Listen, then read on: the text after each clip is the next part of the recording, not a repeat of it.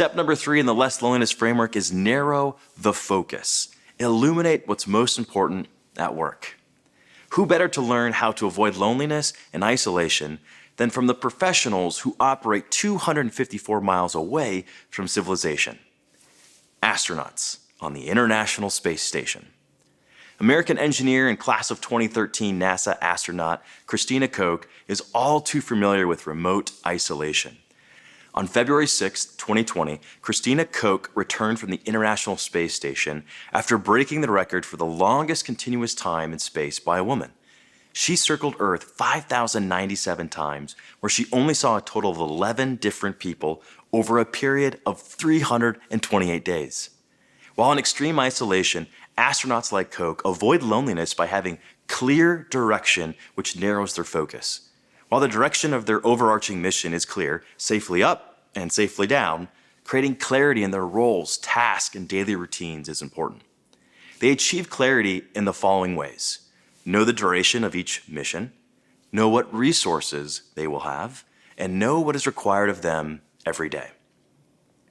Astronauts have 12-hour workdays that are scheduled down to 5-minute increments. Koch says, regimentation is not a problem on the space station. Having a sense of purpose every single minute of our day is one of the things that helps us get through those long periods of isolation. Regimentation can really help.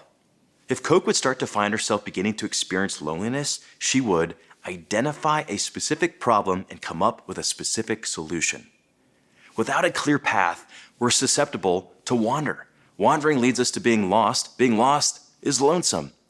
Carter Cass, the former CEO of Walmart.com and a senior leader at both PepsiCo and Electronic Arts, said the following: "The loneliest I have ever been was when I was managing at scale and I just did not know if I was doing it right.